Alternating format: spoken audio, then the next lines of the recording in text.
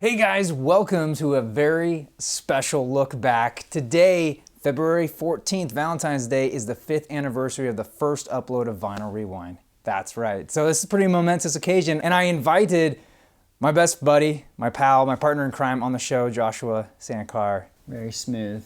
And we're gonna... Introduction, I appreciate that. Yeah, you're welcome. Well, in case you guys, well, obviously you don't really know, most people don't know that Josh is the man behind the scenes. He is undoubtedly responsible for the whole look of the show. If it wasn't for him, I'd still be doing the show on my dining table.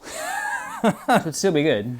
Well, thank you. So I just wanted to keep this real loosey-goosey and just kind of talk about the genesis of the show and where we took it to get to where we are today, 5 years later. So to rewind it back, Yeah. a little bit about me outside of the Vinyl Geek. I have for a very long time, almost 10, 11 years now, I've worked in weddings. I mostly do videotape. I videotape the wedding. I usually work by myself as a single camera operator, but I have 3 cameras going. So that's where I got a lot of the camera knowledge to do this show. Well, Josh already knows all this, so I'm trying to speed through this, but I'm originally from Santa Cruz, and then I moved to LA, and that's a good 5.5 hour drive. When I left Santa Cruz, I kept my original job working with a good friend of mine, John Kemmerling, and his wedding photography business. I do his video work. Anyway, so I still kept his job. So I'd drive up north, visit family, shoot jobs. It worked out really well, but there was these long stretches, like 3 hours on a straight road called I-5, where I would just think a lot. And I was watching a lot of internet content. So I was watching Angry Video Game Nerd, Nostalgia Critic, Brad Tries, Brad Jones, all these different things. And I was like, man, I really want to do that, but I don't want to talk about video games or movies, because that's been done to death. And I thought, well, maybe music, because I like music, I like vinyl. And so that was the hook. And I think probably the next weekend, I asked my old roommate from college to help me shoot what turned into 7 episodes. I brought out 7 different records, and it looks like it's just me and a camera, but actually there is my buddy Mike behind that camera. Welcome to Vinyl Rewind. And initially the show was, I thought it'd be funny to grab a record, put it on, and see my live reactions as I listened to the record, but that turned out to be kind of boring. Okay, so this is the Mighty Accordion Band with a syncopated clock. Anyway, it didn't work out, so I decided to add more content in the way of history, and I think the first episode that kind of did that was the Buck Rogers soundtrack. But you didn't come into this project until Weird Al's Dare to Be Stupid. That was the first, to my knowledge, that was the first episode that you worked on. And I'm curious, why did you want to get involved? Since a child, Weird Al has inspired me. No, when I first saw the show, you showed it to me, and I was like, wow, there's a lot of potential here, and there's a lot of cool things that can happen in this show. It's great, the content's great, but let's create a world around the Vinyl Geek, which were you even called the Vinyl Geek at that point? I don't think so. You know, I think from the very beginning I did do that, because I was trying to create a persona, not unlike the Nostalgia Critic, the Angry Video Game Nerd. So I called myself the Vinyl Geek. I am the Vinyl Geek. This is the Vinyl Geek signing out. But we changed it to but you're the one that I had to catch you on the flip side. I believe you're the one that did that. I'll take that credit. I don't remember. This is proof, by the way. I haven't watched those old episodes in a long time. But you know, I mean, so the content was great. The environment that you were shooting in was just kind of just like pretty plain, simple white background. There was a gorilla and some liquor in the fireplace, but other than that, just a kind of white background. Naturally, when I see things, I'm like, oh, how can this aesthetically be a little bit more dynamic? And your kind of persona already has this kind of real retro vibe to it. Right. So might as well just take that and run with it. And that's kind of where we ended up. And this kind of 60s, 70s vibe really kind of like fits in with vinyl, you know? It's kind of like, and this is a... Well, that was vinyl's more or less heyday. Yeah, exactly. It reached the pinnacle of sound quality and popularity and everything. And you know, and just kind of like facilitating a place to kind of like feel comfortable lounging around and enjoying music. Yeah. And I think that's what we were pretty successful in doing when we created the pad. I remember one day you said, I'm going to help. You don't even say you were going to help me. You just let me know next time you shoot. And then you just took over. That's all I remember. Okay, you're gonna wear this, and we're gonna do this. That's all I remember. I'm like, okay, Josh. And you were very specific, which is funny because I didn't really have a vision per se. I did this show out of a lack of working as an actor. You live for the moments of being on set, and when you don't get it because it's tough in this town, you got to do something else to keep you from going crazy, which I turned to this show to do that. And it's become much more than that now than it did then. So yeah, and I think what's most important is in the process of making it, we have fun. Yeah. And but I still think this is, one step. We're gonna go to another step, eventually.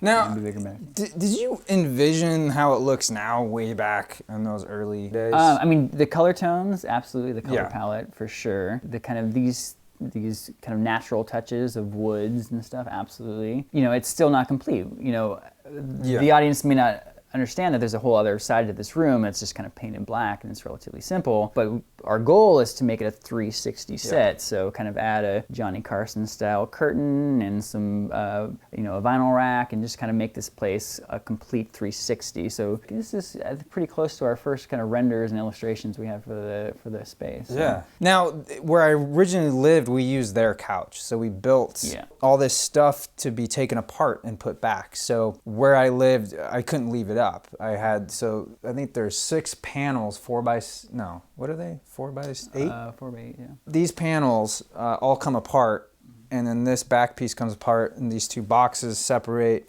So I had to, all in all, to like put up and take down was 3.5 hours. Yeah, and it takes about maybe an hour max to shoot an episode. Right? It was longer then. Oh, to shoot? Yeah, because I would memorize the script, and I'd mess up, and I'd have to go back. Takes those good old days. There would be that one take that would take forever. But anyway, the process of striking the set every time was just like, just added to like, this other thing we had to do. Now that we have the space, we have our own private little sound stage. We can leave the set, and it becomes also when the cameras aren't rolling, it also becomes a place for us to just hang out, and listen to music and enjoy it. And then we've had parties here. Yeah, exactly. And when the cameras are rolling, then that kind of vibe then is translated pretty well, I think. What's interesting too is a lot of people don't know this, is that season 2 is when we premiered this set, and I think we only got a couple episodes in before I essentially got kicked out of that house, and so I had to put everything in storage, and that's why you'll see that we shot at Wombleton Records, we shot Record Store Day. I think we only did 10 episodes that season 2, that was 2012, and so I was going through a whole life thing going on too, and then eventually I moved into this place and we're able to set this up permanently. And then that's 2013 was that year, so that was season 3. And I think by the start of season 4, I had built the bar. So I'd like to go back a little bit further and talk about how when we met each other, which was in college, I would say probably either 2002 or 2003. I don't exactly remember the date. Well, I remember we were standing in the quad, opposite sides of the quad. It was like a really bright sunny day, and then we made eye contact. Yeah. And then everything was slow motion from there on out. Yeah. And then we just kind of ran towards each other. And after that, I kind of blacked out. I don't remember it quite that way. Our mutual friend of ours, Lizelle, casted me in a short film music video, and you were asked to do title cards, like in like a silent movie style. I don't know if you were on set for that, were you? But somehow, we became friends, and then we ended up shooting a feature together, Flying Saucer Rock and Roll, which you can watch here on YouTube. I'm sure they've seen it. It's not that great, but I learned a lot. If you wonder why this show's put together so well, it's because it took a lot of practice. It took a lot of time to get to the level where it looks like a high production value, even though it's most of the time it's just me and 3 cameras. I'd like, if you're comfortable, telling the audience a little bit about your day job. Because you do work in the art department on some big films. Yeah, I do. And it's a great position to be in because I'm able to see a sketch that an illustrator does kind of come to life. So you see a little sketch, then the designer gives notes, and you see it build into this beautiful concept art, this illustration. And then that illustration is then given to a set designer, and that set designer like drafts out all the details so that this set can then be built. Yeah. And then you can go on stage and you're like, wow, this whole giant set is built off of this, what began as a small little sketch. So seeing that creative process is really cool, and being able to work on the films that I've had an opportunity to. These are like legitimate big films. Yeah, I'm working on Guardians of the Galaxy 2 You now. did Ant-Man. You worked a little bit on Transformers. I mean, that's not all that you do, but that's your day job. And unfortunately, a lot of these big shows, these movies, shoot out of state. What that means is, like, my buddy in crime isn't here. So I had to develop a way of making content every week to where I didn't necessarily have to rely on a crew of people. Now I like to have people around when I do an interview, but most of the time, most of the content you see, it's literally me, and then I'll bounce stuff to Josh. Josh creates artwork, thumbnails, gives creative input. We've worked together so well that when I'm editing, I know the notes that Josh will say. It's great when we do get together, so that's why I wanted to take this opportunity to hang out. And now I'm curious to know, what's your favorite episode? The Beatles, Please Please Me. You had the wig on. I was surprised that you were like, okay, let's do that. I thought that was your choice. You told me to wear that. I guess that was it. Like I think I remember you like, come on, please wear it, please. And you did, and the whole dancing intro. I mean, as of now, like you're doing a lot of this by yourself, so it's formed into a really great. You have a great system set up, basically. Yeah.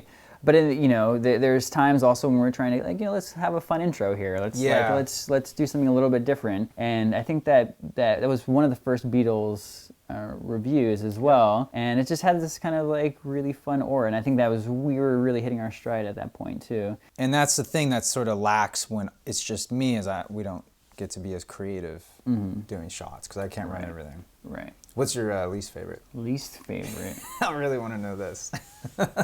I don't really have a least favorite. Well, I'll put it this way: the show itself has been a big experiment. I mean, there was like a template set by other vloggers on the YouTube, but we set out to try to do something, or you really set out to do something different. I think, because I would not have done this if it wasn't for Josh. I mean, it's teamwork. Exactly. Like content and everything like that, sure, but not the aesthetic here.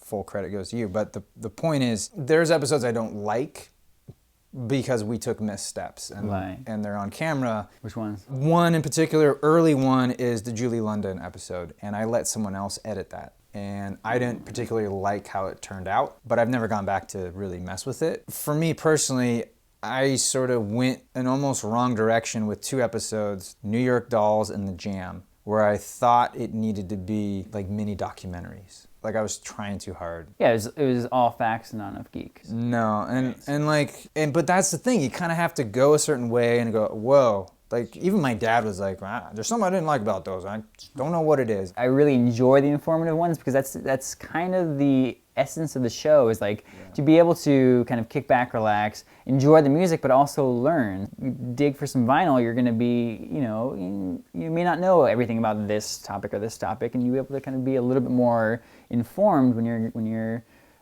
out there digging, To be perfectly candid, I chose the name Geek because I when I started this, I'm still not an expert in music, but I never wanted to claim to be an expert. It's sort of the double-edged sword of being on camera, is that people assume that you're somewhat of an expert because you're talking on camera, which isn't necessarily true. And over the course of the show, I've learned so much, not only in my own exploration, ooh, what's this, but the audience, you guys have taught me so much, that there's so much music I wasn't even aware that I was missing, that I'm very thankful that I am now listening just in my personal enjoyment, not to mention all the stuff that I've covered because of requests. This really fits in well, the Pink Floyd episode. That one is somewhat polarizing, somewhat in the sense that like some people take it literal, like our position is that you have to have drugs to enjoy Dark Side of the Moon. Pink Side of the Moon. What? Dark Side of the Moon. And that was an experiment that we got George to help write. Actually, he wrote most of that. And at the time that was written, I really didn't get the big deal about Dark Side of the Moon. But that's because I never really sat down and listened to it. And when I finally did, and I listened to the album and I listened to it again, it almost opened up like a bouquet of flower, like a flower that's blooming. I was like, oh wow. Suddenly it all made sense. It's like when the radio tries to take apart these hit singles it kills it. But when you listen in context, it's a journey. I don't feel like that opinion really got fully explained in the arc of that episode because it wasn't necessarily my voice writing it. So how do you feel about that episode? Well, you know, I'm proud of the editing. I'm proud of how it turned out. It was a season opener, I believe. But it wasn't the direction I necessarily wanted to take it because it was George's voice, I think, leading most of it. And I thought it was funny and stuff. I wish I had made it a little more clear about drug use. Oh, that's the thing I was gonna say is that it's sort of an inside joke because if you really know me, I'm other than alcohol, I'm pretty straight. Pretty straight-laced, yeah. Yeah, like I don't really deviate too often. So it's sort of funny in that sense, but most people wouldn't understand that. No, another one of my early favorites is the Conan one. This song is so epic, it was used in the trailer for Gladiator, and that won an Oscar. Booyah! Some of my good friends really love that episode, and it's one of those ones like, hey Josh, can I wear a wig and dress up? And you're like, no, we can't do that. Yeah, I mean, We've done that. There's something that I hold really sacred of, like the look of the Vinyl Geek is very important. I think that, like, you know, you're developing and establishing this character as the geek, and it is a persona. So to deviate into, like, you know, wearing costumes and stuff like that, I was kind of apprehensive, you know. Yeah. But it makes sense, you know, and it made sense for that episode, absolutely, and it's just fun. So why not, you know? So you already mentioned expanding the set. Where else do you see us taking this vehicle? I mean, more guests for sure. Yeah. You know, getting people into the pad, I think, would be really cool. So from viewers, yeah, like audience, you know, kind of a thing? audience, yeah, and just other people to experience and kind of like be a part of the, you know, Vinyl Rewind community from the very beginnings. You know. Playboy After Dark was one of our main kind of influences. For those who don't know Playboy After Dark, Hugh Hefner in the 60s. This was in Chicago. She had a late night show on a big network, NBC, maybe, or ABC. Probably. Where he hosted live musical guests, and he just had people just chilling, just hanging out, listening to music. Yeah, it was very loose. Yeah, like very casual. Yeah. And the camera kind of like panned through people's heads and stuff. It's very, very underrated, I think. Absolutely, yeah. And it's a very cool vibe. Like it was done in the sense like we're having a party. Oh look, Sammy Davis Jr. Hey, how's it going, man? Like very, like they just dropped by. Obviously, it was maybe a little rehearsed. Of course, yeah. And then he would come play some tunes, and it was like it would just kind of flow to the next, to the next, to the next. It made you really feel like you were a part of this party. Absolutely, and I think like it would be really nice to get people in this environment, kind of have that energy while, you know, everyone's listening to music and then reviewing and, you know, getting opinions of other people would be really, really great as well. I feel weird without them there, but we do. I mean, there was a couple characters. You want to touch on them at all? I think one of our first characters was Miss Mel. Well, the first was Marshall, Professor Watson. Professor Watson, and he's a really good character to get out a lot of details and a lot of specific things very fast, and he'll just be able to like have this really short, kind of finite description, and then people will be like, oh yeah, that's what that is, back to the geek, and then we get your opinion. Season 2, we added Ms. Mel. Yeah, she moved. She's back in the Bay Area now. No. Oh, yeah, maybe. She was a great balance of like having that kind of female perspective for sure. And then we had the other female perspective. So Auntie Vinyl. Yeah. Auntie Vinyl originally was, I approached Craig. I met him on the set of an Ariana Grande video, and he was a really funny guy. I'm like, man,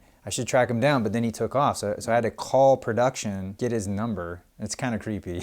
And then I gave him a call. And I wanted Craig to do sort of historical thing, because he's got this British accent sort of a thing, like this regal, historical context. Historical context to the review. Context to the review.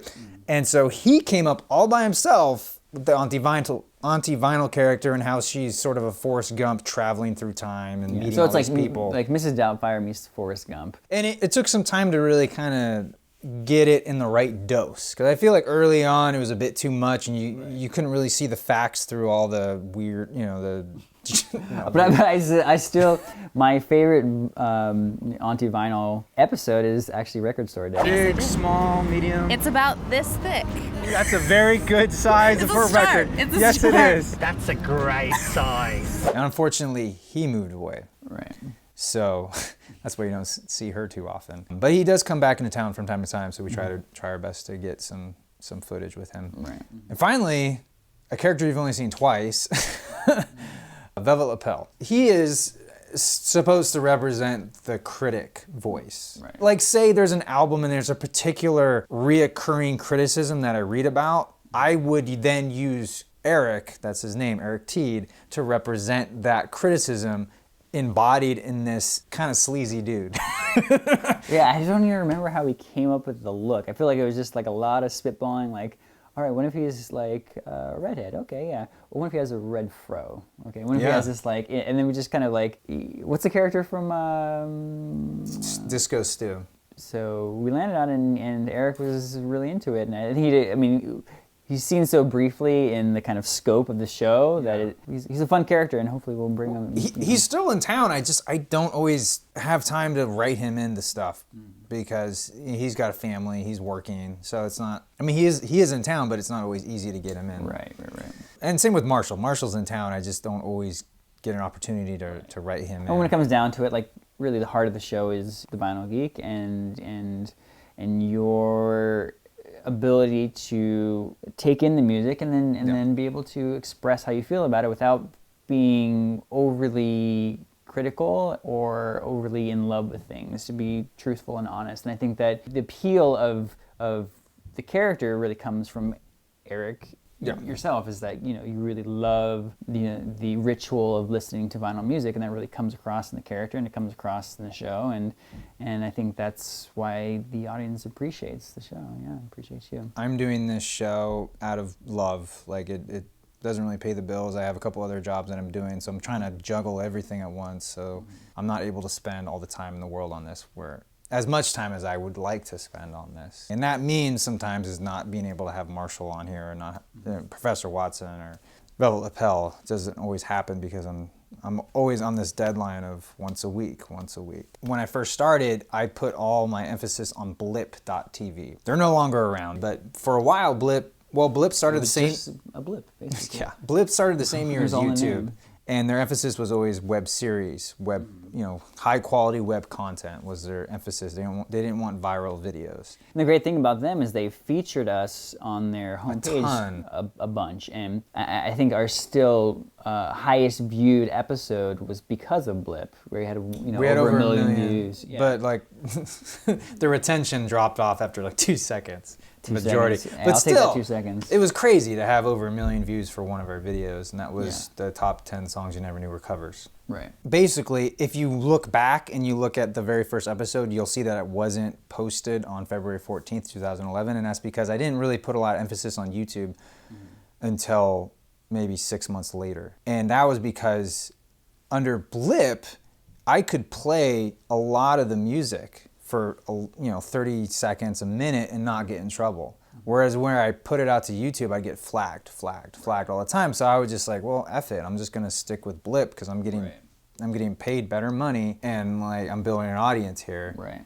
And then at some point, I think it was New York Dolls episode, I mentioned something about cat videos. Like everyone wants cat videos. And it was at that point that Blip started pushing pet videos. Yeah, so the programming shift, I mean, it's cute, but it's like there's no depth to it. And we're putting a lot of time and effort and love into making the show, and it's kind of like, they're obviously, if shifting their attention to pet videos, it's kind of like, it's kind of a little bit of a smack in the face to people actually generating quality content that they're putting their time and effort and love into. And that's when we started pushing more towards YouTube, and that's when, if you guys remember, those of you who've stuck around for a while, that's when I stopped putting music on the videos. And I feel like those episodes kind of suffer a little bit because of that, and that was to try to maintain monetization. But then I discovered, I don't remember what episode or when, but if I leave it short, I don't get flagged. If you actually go back, you can probably watch this on YouTube now. If you go back a couple episodes, a couple years ago, actually, a Beatles episode, the Pink Floyd episode, you'll notice that YouTube has shifted the sound, and they're kind of like, the sound is brought all the way down. And it was because we were using the copyrighted material as almost like a soundtrack to things. It wasn't that fair was separate from a review. So now we're very, very particular pay a lot of attention to making sure that, you know, when music is played on the show, that it's for kind of educational purposes. Well, fair use. Fair use. Yeah. It falls under fair use, and we keep it short. Right. We don't try to play a lot. So that was the big shift, and I'm happy for that because it does. I think it adds a lot to the show. I want to take this time right now and thank you all very, very much for all your support, for all the kind words, for all the comments, for all the suggestions. Those are so valuable to me. I would never imagine that it would have gone to this level this far for this long. It's really cool. So thank you. Thank you. And we do read them all. Eric definitely reads them all. I try and, you know, click through them as much as possible, and you know, all the work we put into it, like seeing your guys' comments and reading them, it's like really makes it worthwhile, because we're not getting paid.